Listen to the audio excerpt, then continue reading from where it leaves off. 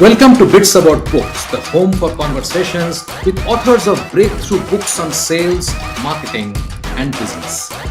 I am your host, Shubhanjan Sarkar, founder of Pitchling, the next generation buyer-seller engagement platform, where our mission is to make buying easy. Our guest today is Anders Boulanger, and we welcome him to Bits About Books. I'm excited to dive into this session with Anders and speak about his book, Engage First, Capture Attention, Build Trust, and Drive Real Results. I've been into magic, performing magic since I was 5 years old. I started doing like birthday parties for people in my small little town when I was like 12. Started doing other events, paid my way through university, got a Bachelor of Science in physics, and then I just started doing that as my job, is performing at conferences and corporate events and things eventually.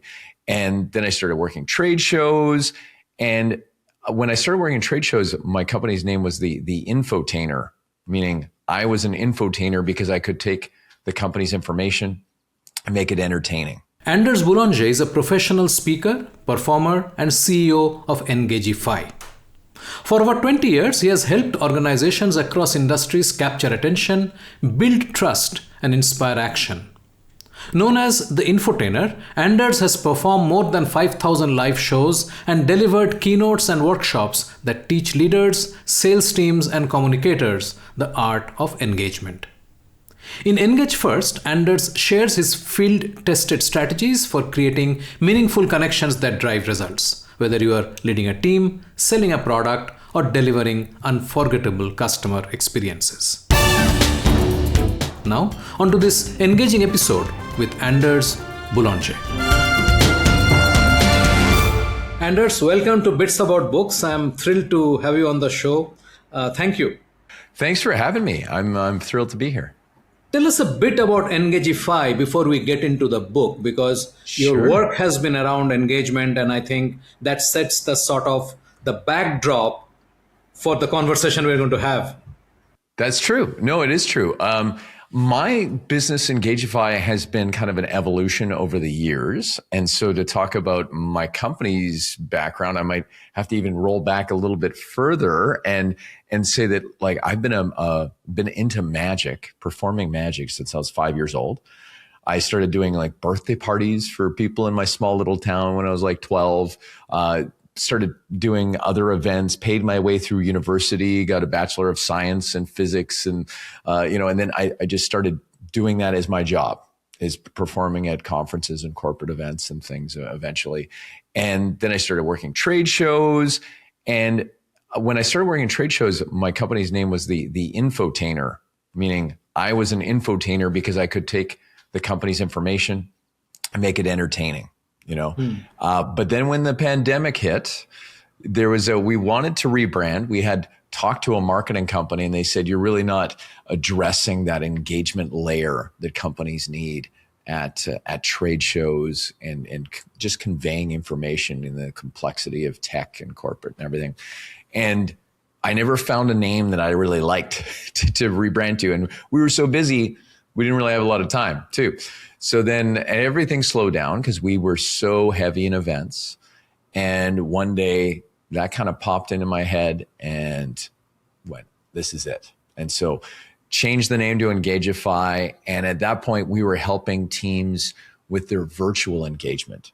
So making Zoom calls and selling on virtual calls a better experience, because we realized how much energy it drains. We were finding out, how boring it could be, days and days on these calls. So then the idea of Engagify was we make, your events more engaging at the trade shows and generate leads, or we're making your teams more engaging through the different trainings that we created over the years as well. So we train on virtual engagement, vocal engagement, how to work a trade show booth, presentation, how to present information as a speaker. So all of that kind of came out of that. So we like the name Engagify just because it is a verb, and it's like to do something, like to make one more engaging. And we even use it sometimes with like engagifying, so that's kind of the background. And yeah, it does really lend itself into the book's title and content. Excellent. At what point did you think that, I mean, obviously there was a lot of learning. You're in engaging with your customers who are trying, who you are training to be better engagement agents. Sure. Oh, I like that. Engagement agents. I might use that. Please do. And obviously you are trying out methods and structures, and you're teaching them, and you're seeing how it's working. You are modifying them as you went along, and you are sort of gathering this body of knowledge, right? Yes. And which was going into your next training and the next training and so on. At what point did you think that, I think we should put this into a book? Well, the whole kind of, writing a book. I've had a business coach and kind of my chief strategy officer for the last about 11 years.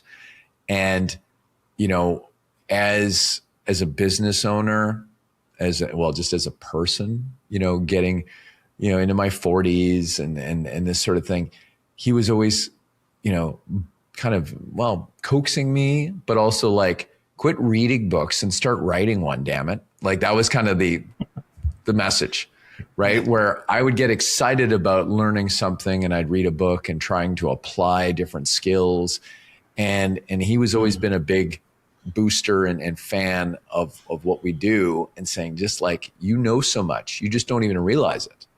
Right. So, but it was during the pandemic where we were putting pieces together with these trainings and starting to really get behind certain philosophies that, really lent itself. So they were almost happening simultaneously, because I did have enough time to sit down and write. There was no excuses that way as far as, doing that. And then, part of the process there was that I had a friend who was a book writing coach. And so I hired him to help me. And, when we look at that, he makes it so simple. And for your listeners going, how do you write a book? Because sometimes, just starting, right? He says, make a bullpen, which was like, write down 25 topics that you think should be in the book, which are often just words or part of a sentence, like, just what is that? Like, what are the chapters going to be? Right. And then he would have a Zoom call with me and go, all right, pull out that chapter list there. Which one catches your eye? And I go, well, this one's an easy one. He goes, okay, all right, tell me about it. And then we'd have half an hour discussion about this. And then he would say, all right, give me 2,000, give me 2,500 words or whatever it was, right? Like, on this, and, we'll see you next week. So, and then he would send me the recording and I would have that homework for the week, which wasn't too daunting, right? Like it was, you had to do it. And then you'd send it to him, and then you'd have the next call, and you'd send it to him before the next call. And then he'd say, okay, well, hey, you're writing, tweak this, tweak that, but overall pretty good. And he really didn't care too much, because editors are, like, you can't edit a blank page. Yeah. Right. Yeah. And so with that, it was really about, just one chapter after another, after another, after another. And some became longer than the required amount, because he wanted it to be of a business book length, right? 220 pages or what, something of substance. Right. So that's what we were shooting for. And then in the end, I think we only had about 21 chapters, and we didn't need the other ones, but that's kind of how that started. But yeah. So what was the duration? How long did it take? I mean, I'm assuming from what you told, it was 21 weeks to start with, because you have 21.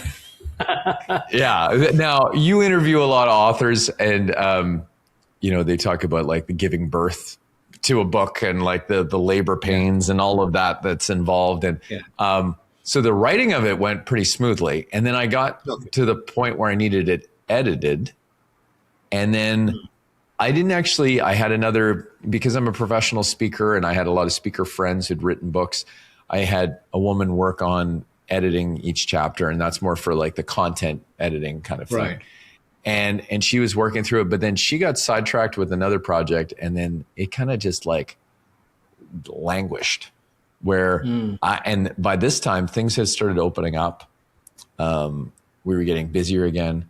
And sadly, I did nothing with it for a while, and my coach was like, "How's that book coming?" And do you know what it's like when you know you should do something and people bug you to do it and it makes you want to do it even less? Yes. That was happening, and it was almost like it was like taking more energy away by not doing it, right? And so finally, I talked to a friend. I have all these friends I keep talking about, but I do know a lot of speakers and authors. And I was walking my dog, and this one guy that I know who had published 2 books already, I said, maybe can you just help me just like finish this thing? Like, just like, I don't even know. Part of it is the steps and the people and the different types of editing and the just the publishing process. Like I needed a project manager, really. And he actually had worked with a hybrid publisher out of the UK. And he said, maybe you should just talk to Allison and, go there. So then I did do that. And I wasn't that familiar with hybrid publishing at the time. Right. And should I explain what the difference is and everything? Sure. Please go ahead. Yeah. So you got like traditional publishing is that like, the big publishers that you're like, you want to get accepted. Oh, I got to get my book published. You send them, your manuscript and you're hoping. And with traditional publishing, you don't have a lot of control. They say yes, and they take it over and they will make the cover. You don't have say on it. There's like lots of things they just do because they're the ones taking all the risk. And so in that way, you make a little bit off of the book, but traditional publishing, it's in all the bookstores and it's out there. Like that's kind of what we think about. And then on the flip side is the self-publishing where you just, if you're going to do it through Amazon, you just can do that through the Kindle publishing process and send that through and you got a book, right? Like, and when you get them printed, like you're going to make a lot of more money on each one if you're selling them yourself. But they're on Amazon or they're on wherever you self-publish, but they're not, in stores, so to speak, right? Yeah. But you have full control, and you're making higher margins on those books. And then there's hybrid publishing, which is a little bit in between. They have the one I chose. She came from a big publisher, so she understands that world. There is a sales and marketing team around. They're trying to sell. They're trying to sell the book into stores. They have an art department that will make you a cover. They have all these editors lined up to work with you. So that was nice for me, just because not knowing what to do. It was a nice hybrid, to solve the problem. And so they I send it to them and they said, your book's coming out in October. And you're like, oh, like that seems like a really far time. Like that felt. And they're like, no, not really, and then here's all the things that you have to do, and then preparing to launch it, and getting on podcasts to promote it, right? This kind of thing. But also, a book launch and getting a team in behind and getting people to write testimonials about it or reviews, and so all of those things take time, and at least they kept me on track, because when if you're not solely an author or you're not just focused on that, then life gets in the way and you're doing other things that are making you money or what have you. So for me, hybrid publishing was a good choice in the end. Right. Yeah, makes sense. Totally. So tell me, I mean, from you being a performer to, so I see these 3 buckets, right? Or three states. One is where you are the performer. Yeah. And then you brought that skill set to trade shows and events. And so you're still performer, but you are now focused on a particular sort of industry, if I may.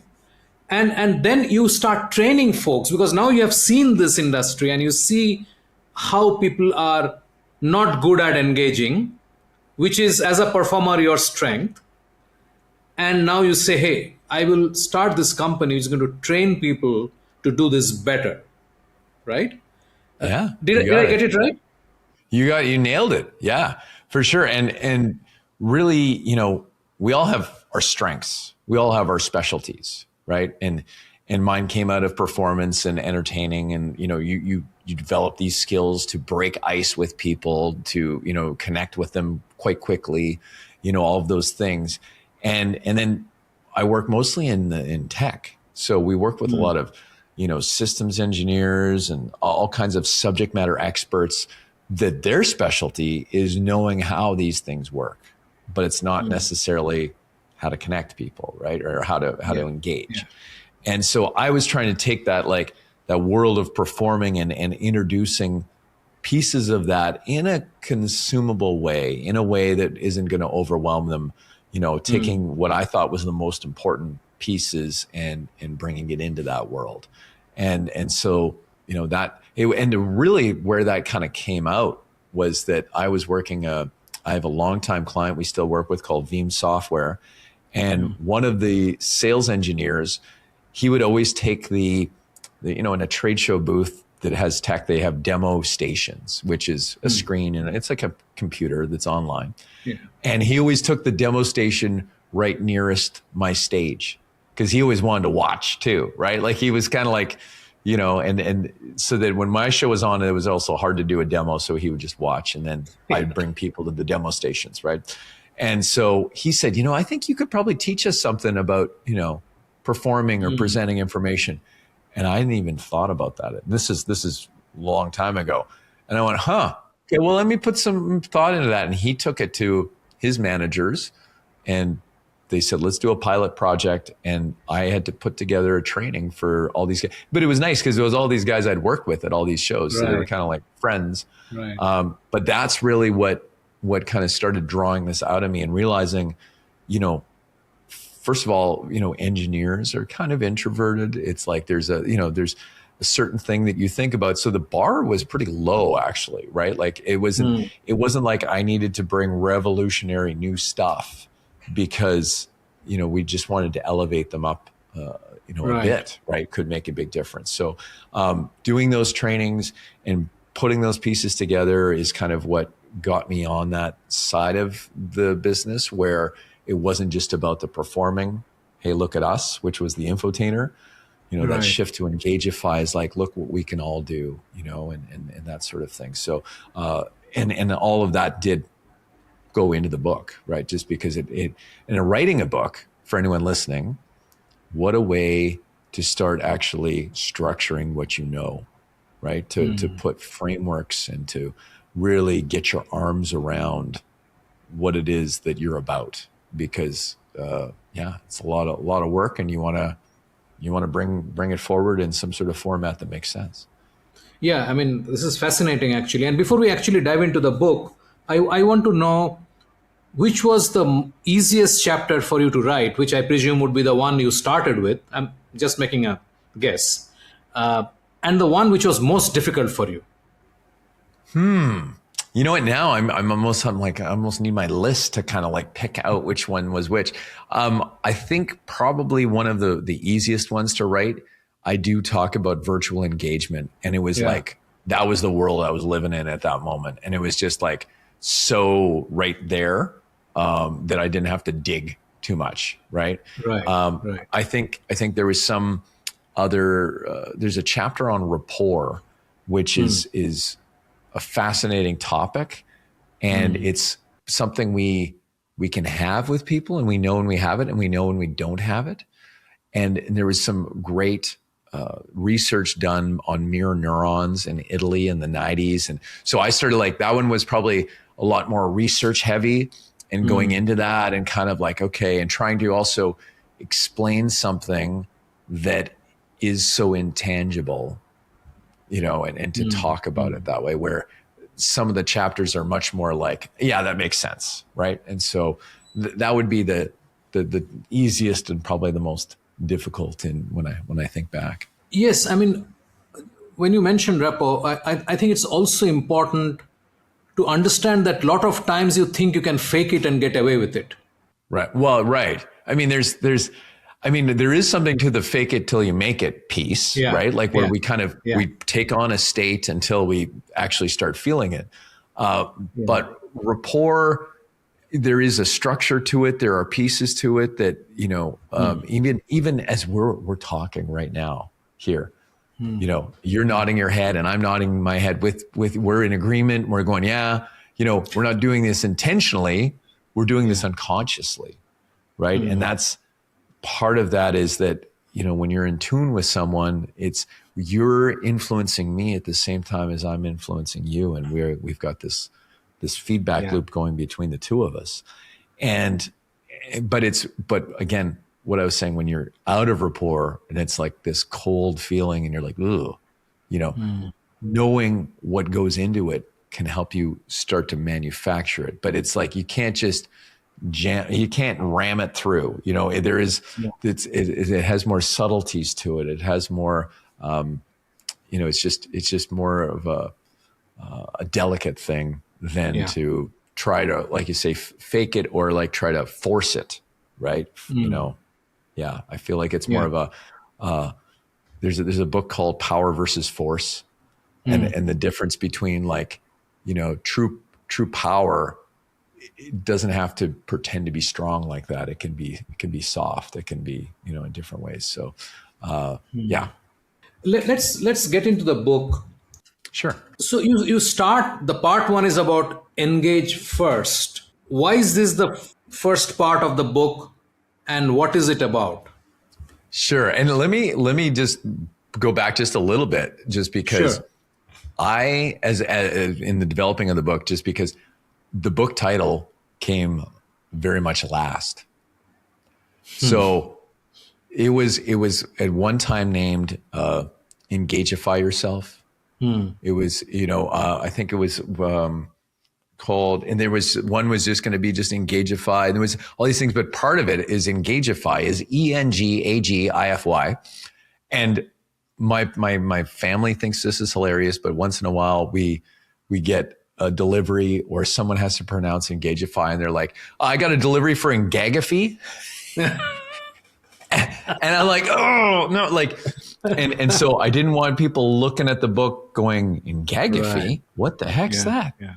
And I had a friend of mine say, well, maybe you need on the cover,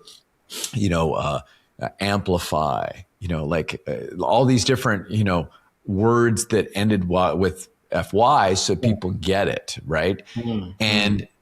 But it was just, so we were editing, we were doing all these things, but that was another reason why it delayed, because I just didn't feel like the book title spoke to it. And we were even into the hybrid publisher, and I changed the title, and it finally, Engage First was like, oh yeah, like it's kind of like before you can do anything. And when you look at the cover, the background has influence, sell, lead, persuade, educate in the background, and then engage first. It's like you can't do any of those until you engage first, so that people pay attention, and then they remember, what you said and how you said it. So absolutely. That first chapter really is about what is the problem? What are we facing right now?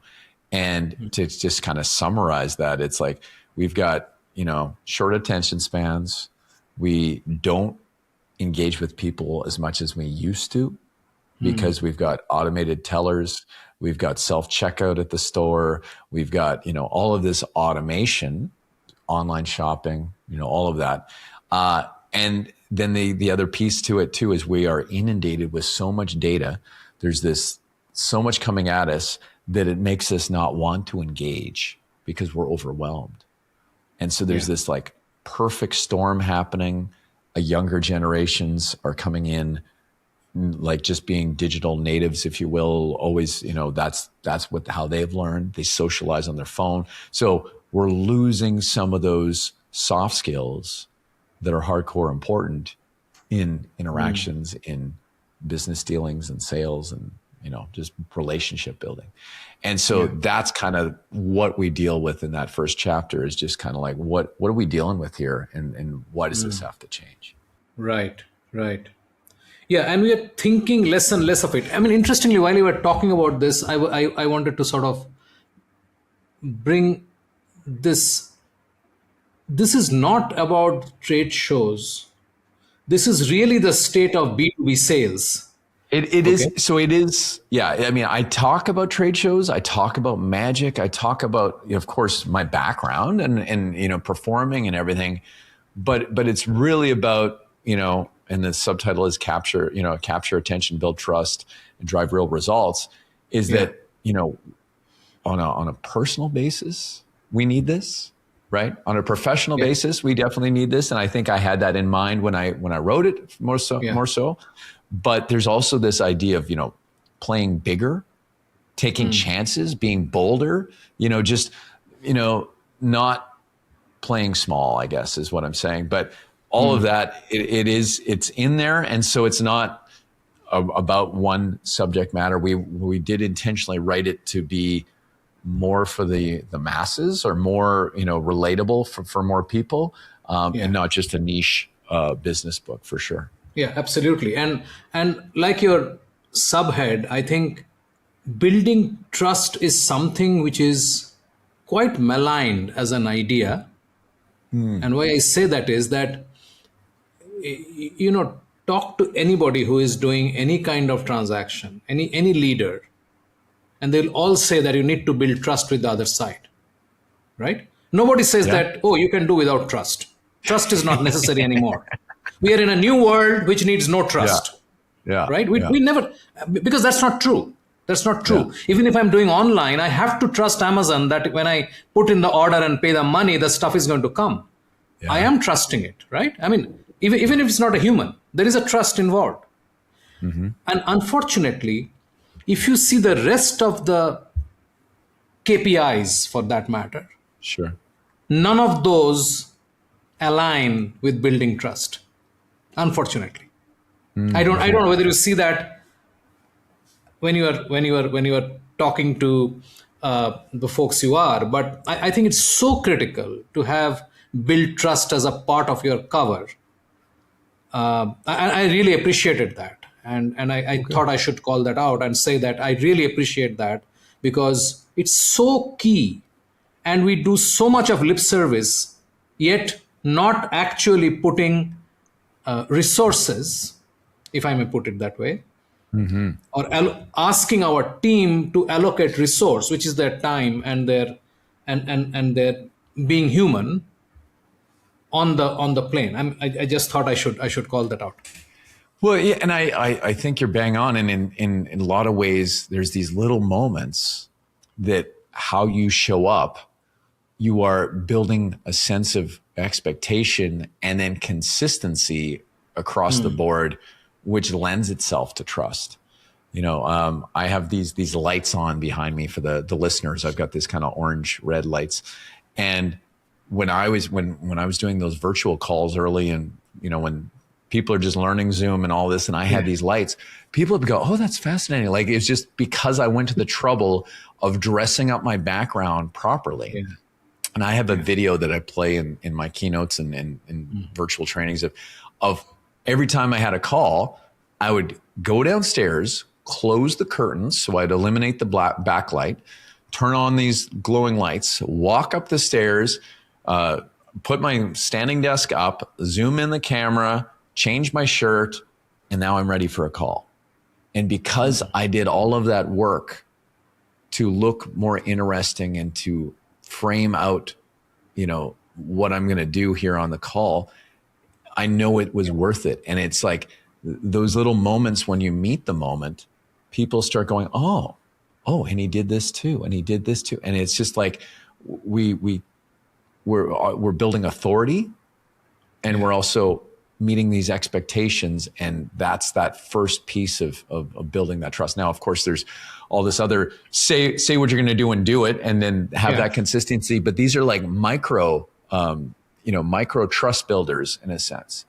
And so the lights, just to finish a little story, is in the heart of the pandemic, I was able to arrange a call with the VMware planning team that had a bunch of 4 different event managers or event planners for what they were doing. And they were considering me for basically being a virtual MC or a pre-recorded MC for one of their things.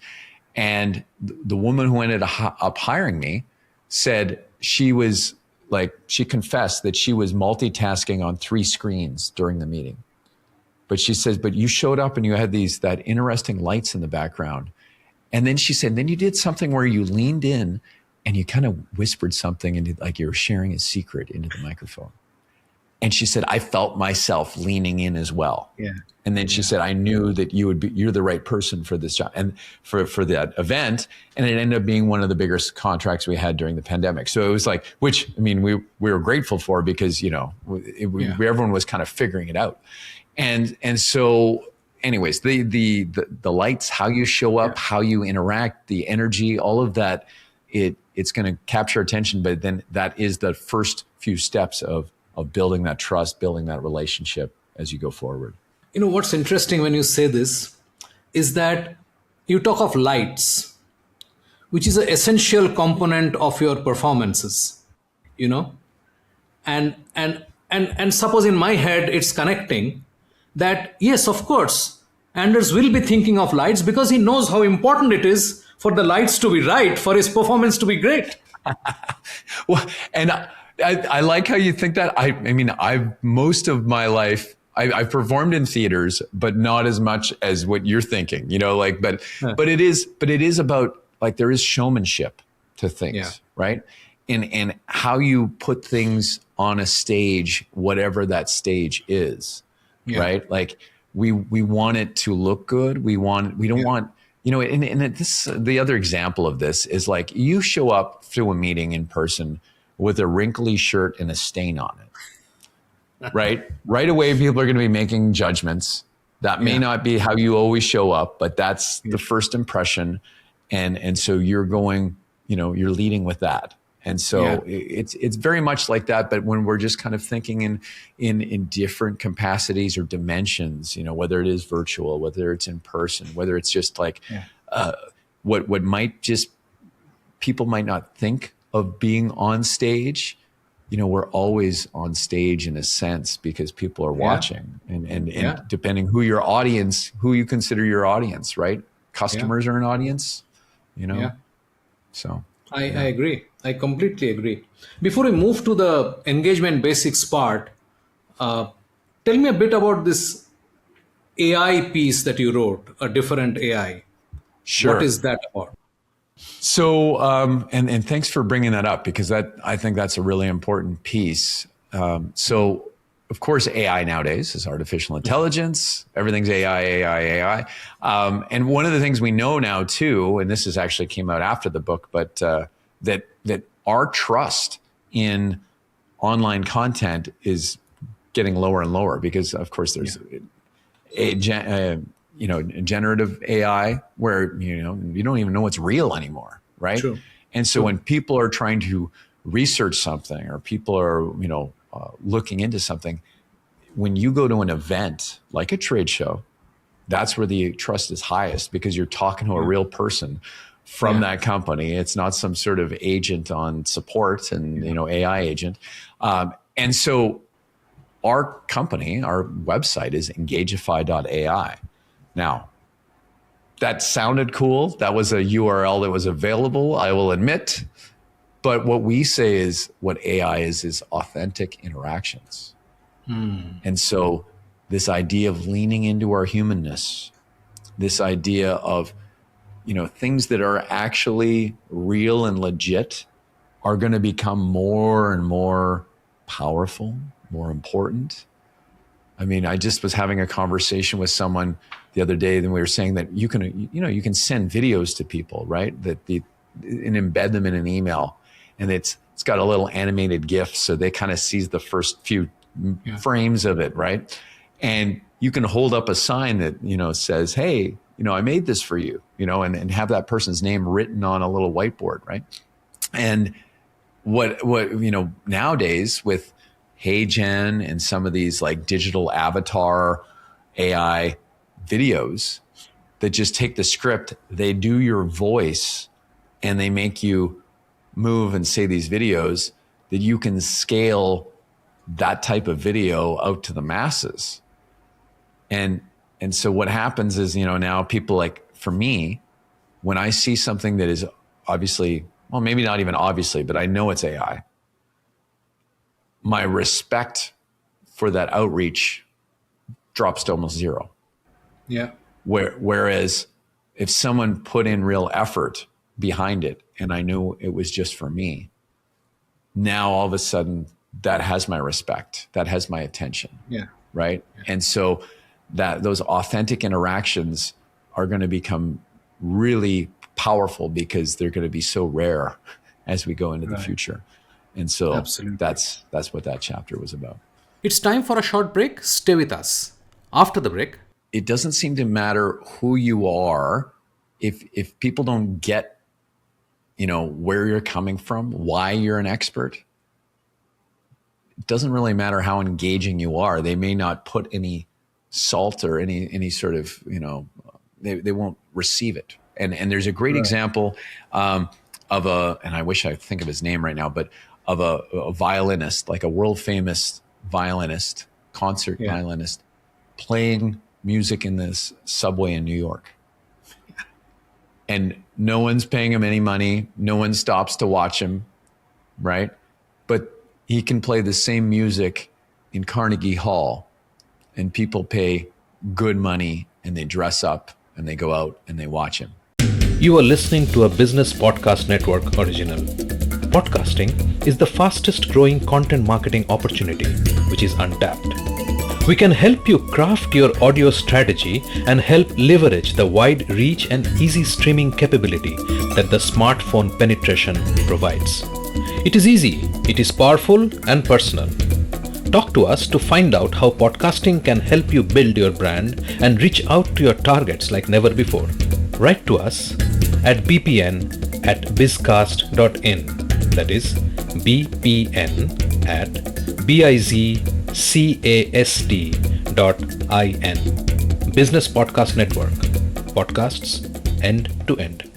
Welcome back. I'm Shubhanjan Sarkar, your host for Bits About Books and founder of PitchLink, the buyer-seller engagement platform. Let's dive right back into the episode where we left it. So let's touch upon a few of the basics that you have written about. Let's start off being an authority.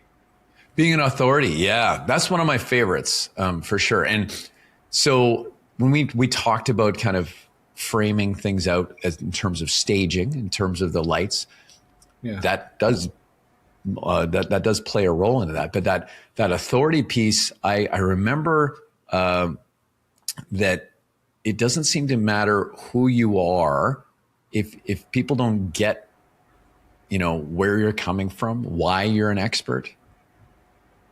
It doesn't really matter how engaging you are. They may not put any salt or any sort of, they won't receive it. And there's a great example of and I wish I could think of his name right now, but of a violinist, like a world famous violinist, concert violinist, playing music in this subway in New York.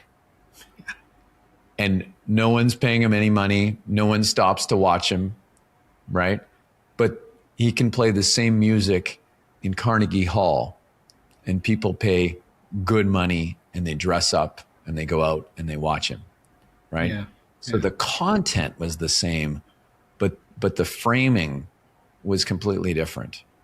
And so we want to make sure that we, frame what we do properly. Now, I'm a Canadian, so we have a little bit more of that UK kind of humility, compared to Americans, let's say, and we can talk about that.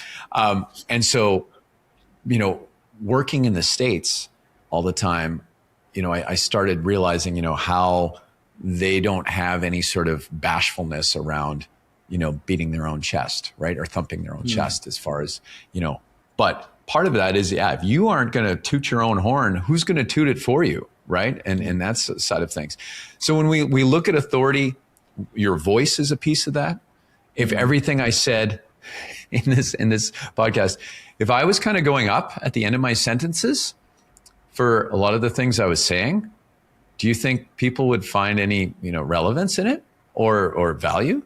Because everything sounds like a question if you do that, right? And So I'd be undermining my authority that way. So even as I speak, and I learned this on the trade show floor working for companies, that you have to have a certain level of, in your voice, like, this is how it is kind of thing in the voice. And people go, oh yeah, he knows his stuff, right? Yeah. Even if I'm working for a company and I just learned their stuff the day before, you got to come across as an authority to be able to command those people, right?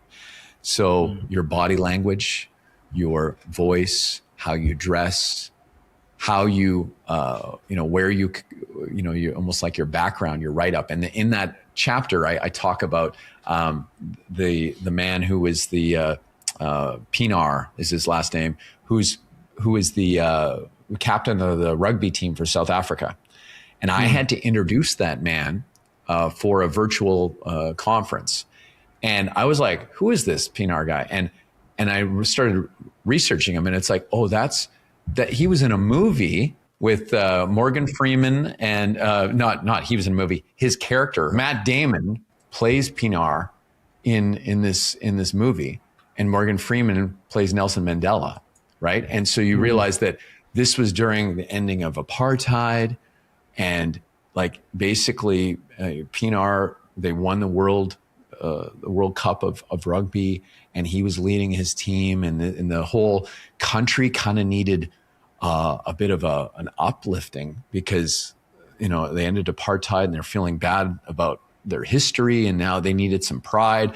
And so all of this, there's so much into that. And so I'd never heard of this guy, and then I researched him, and I realized there's so much context around that, right? And for people to really understand this man's authority, I need to tell that in the intro and frame that out so that people go, oh, I'm in it. I want it. Like, this guy understands sports. He understands culture and, respect and all of these pieces that all come together. And so, that actually happened right around the time I was writing. And it was just such a perfect coming together of that, to understand, you take someone that you don't know who they are, and all of a sudden you're like, whoa, I want to listen to them. Right. How can we do that for ourselves without having our own, MC to introduce us everywhere we go? But writing yourself an introduction isn't a bad exercise for doing that. So you can, set yourself up. So it was a fun chapter, definitely, for me. Right. I mean, did you have any favorite there that you want to talk about? Otherwise, maybe we can talk about simplifying, right? Simplifying is definitely huge, and we still use that quite a bit in a lot of our corporate engagement trainings too, because we deal with technology a lot, and I think just in general, business is getting more and more complex, and the world's getting more and more complex. And one of the things that we find ourselves doing, and we all can be guilty of this, is that the more you become an expert at whatever it is you do, the more you assume everyone else knows the basics. Yeah. Right. And that's the curse of knowledge. And so in that curse of knowledge, it's very easy to lose people because you make a lot of assumptions. And so you just kind of gloss over a few things, and you just keep going, and you go into the things that you find fascinating, but that might be too much for people. Right. And the other piece of it too is that we know that our brain is 2% of our body weight, but it consumes 20% of our energy. So it's really a hog on our resources. And when we are faced with something that is becoming too daunting to follow along with, it's something they call cognitive backlog, which I find is a little complex of a term. Overwhelm is probably easier when we feel overwhelmed. We just, at a certain point, make a decision and go, yeah, no, I'm good. I'm going to think about what I'm going to have for lunch. Or you just start like daydreaming, right? And you're losing people because of that complexity. And so simplifying things down to make them consumable.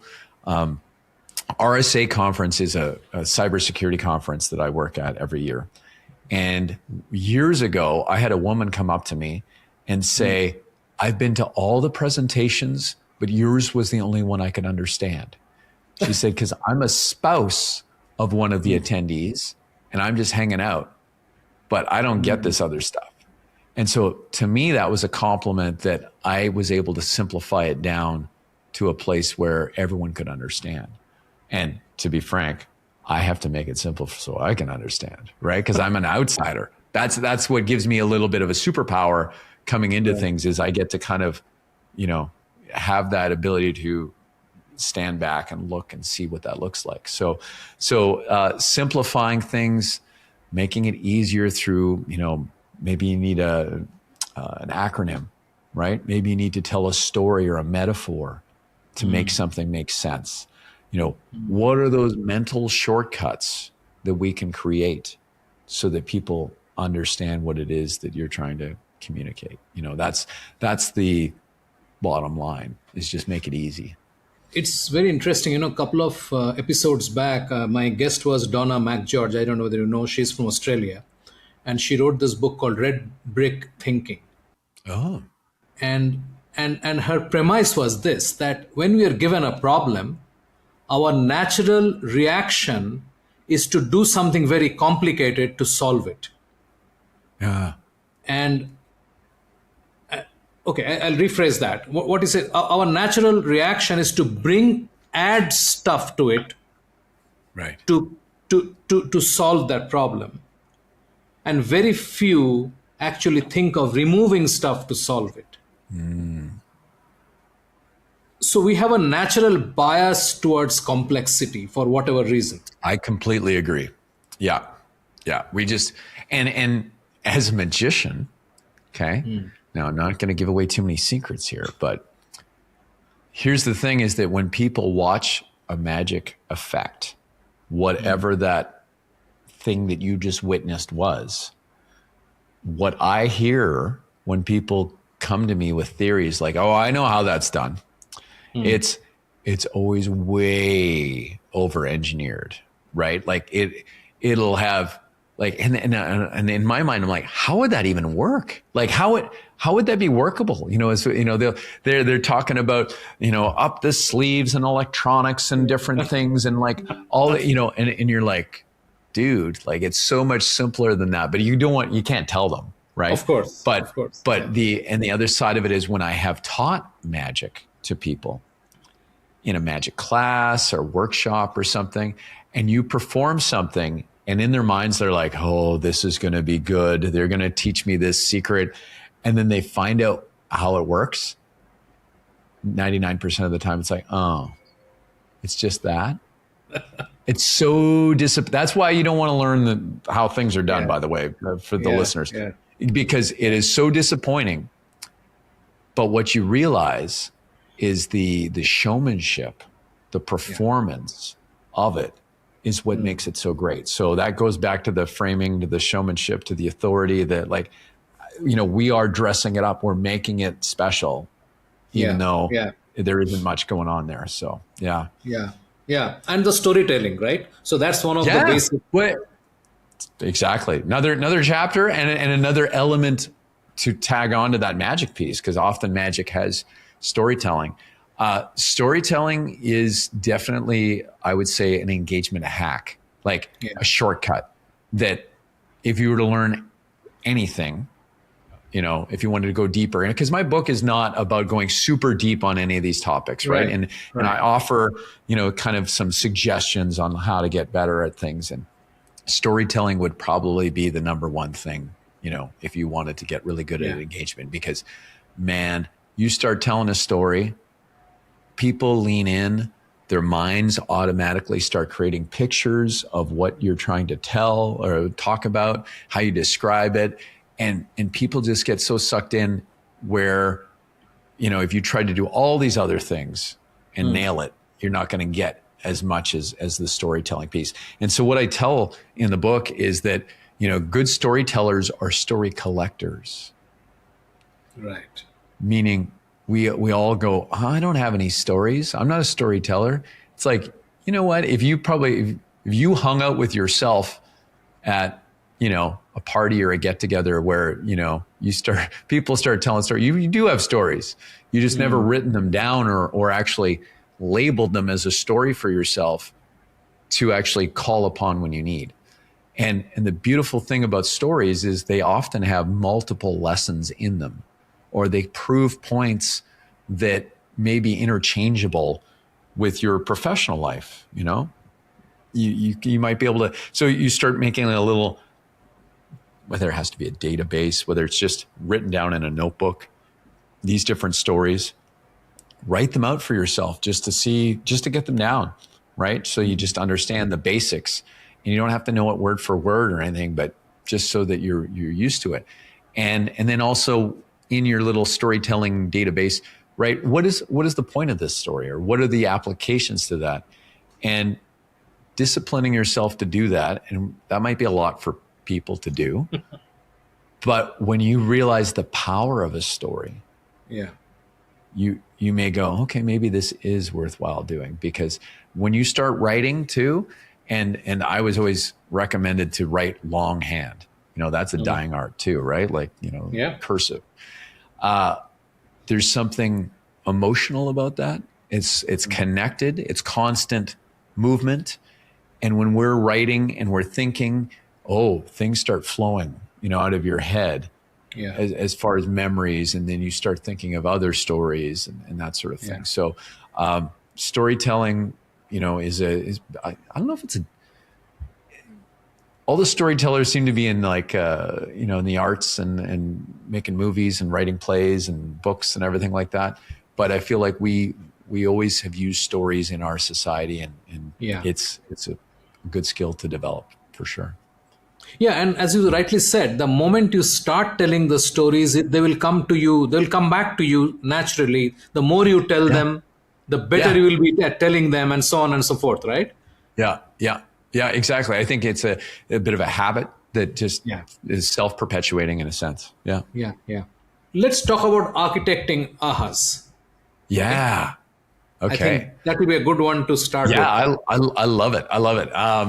And so for me, when I look at my trade show work, being an infotainer, right, and doing entertainment, but conveying information, we often talk about going from point A to point B, and point A is the problem state, right? And point B is where everything's problem solved, the solution state. There is a moment in between those two where something shifts, something changes.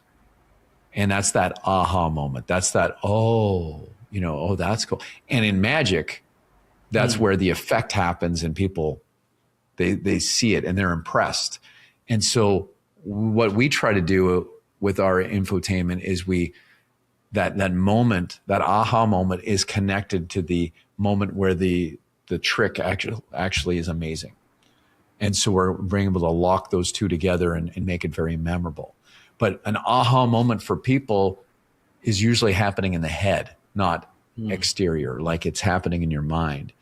And so the ownership that you have over that discovery is so much more powerful. And so there's a thing called, there's deductive learning and inductive learning. Deductive learning is like you go to school and I teach you, this is how it is, blah, blah, blah. A squared plus B squared equals C squared, right? But if I had you draw a right angle triangle and measure these and then, square them and just see what happens here. Is it like, wait a second, and you discover it. Yeah. That's going to live on in your mind so much longer. And you learn that yourself. There was an aha moment.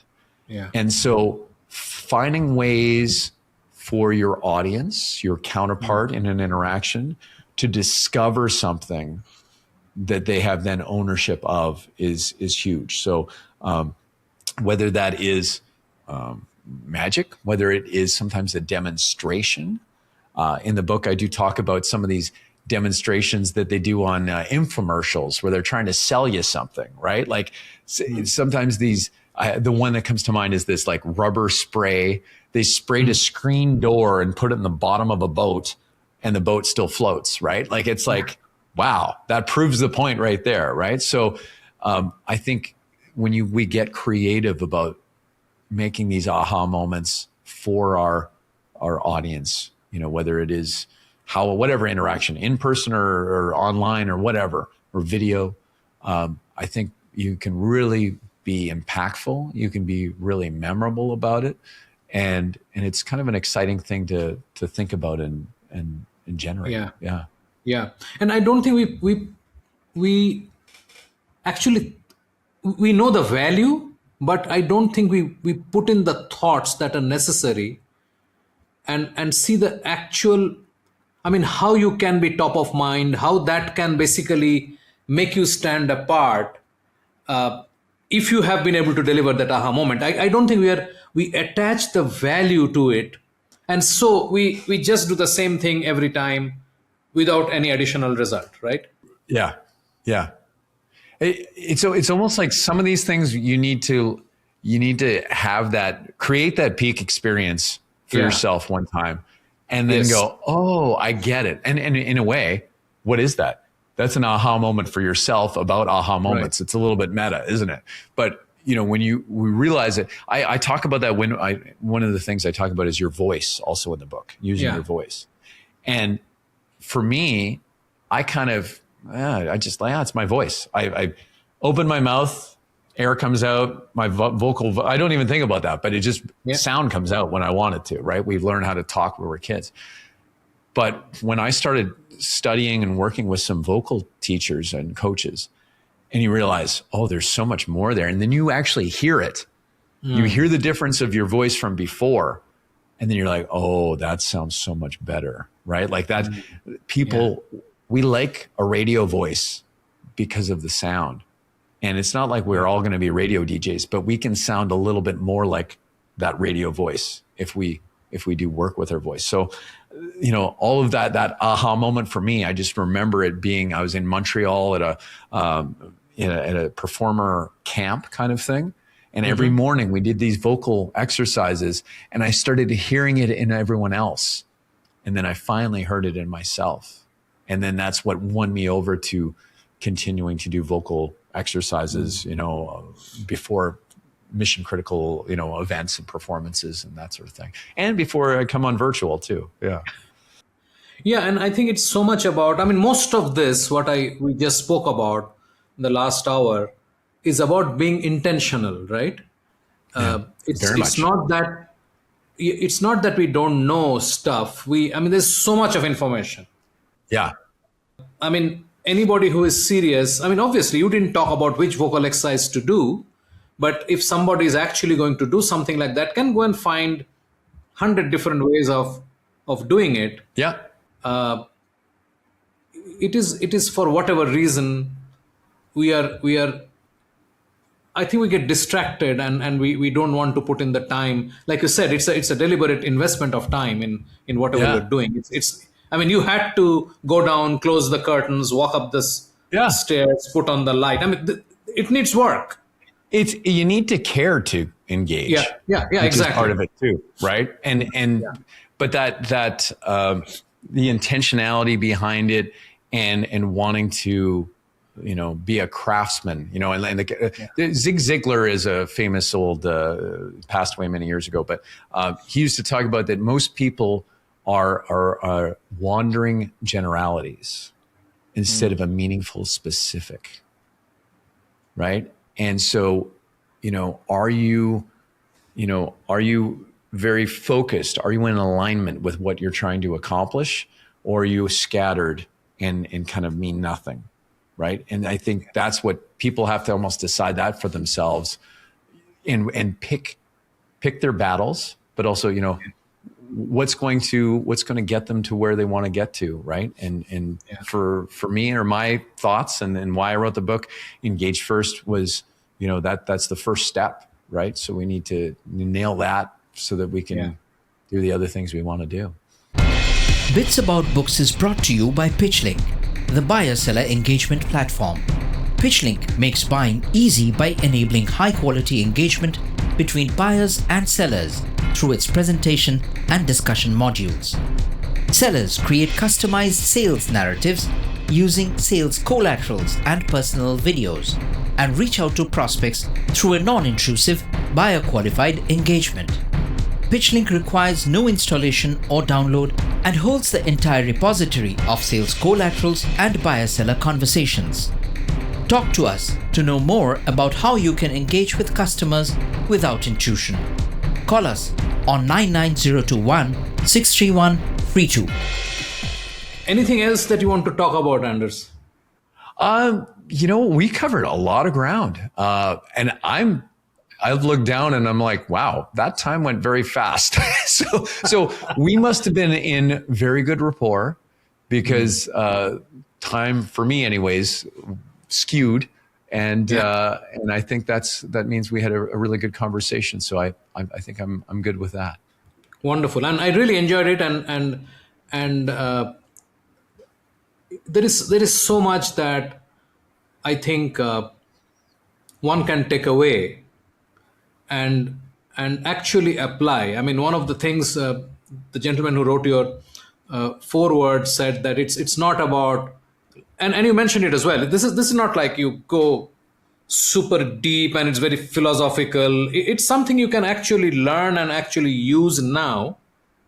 Yeah. And it's just about being intentional, as we were saying in a moment back, that if your intention is clear, there's a lot that you can take away from this book. And that's what's super exciting and interesting for me. Oh, good. I'm glad. Yeah. Anders, thank you so much for coming on the show. I really appreciate, and I hope to talk to you sometime soon. And even if it is not the next book, and if it is next book, that's fine. But we should talk. Well, thank you for having me on. You're an amazing interviewer, so I appreciate it, and it was very enjoyable. Thank you. You're kind. We have a fantastic lineup over the next couple of episodes with great conversations on breakthrough books. Subscribe in your favorite podcast app so you do not miss a single episode. Thanks for listening. Thank you for being with us today on Bits About Books, where we talk to authors about breakthrough books on sales, marketing, and business. We hope this conversation helped inform and motivate as we all navigate a rapidly changing business environment. For us, these are enlightening conversations enriched with knowledge and expertise. We encourage you to go out and buy the book to learn firsthand and implement some of the great ideas we discussed today. We hope to have you with us again in the next exciting episode of Bits About Books. If you liked what you heard, subscribe to the show in your favorite podcast platforms like iTunes, Google Play, Spotify, or wherever else you get your podcast from, and give us a rating while you are at it. This Bizcast original podcast is produced for PitchLink, the next generation buyer-seller engagement platform, where the mission is to make buying easy. Hosted by Subhanjan Sarkar and produced by Rajiv Aditya. See you next time and have a wonderful day.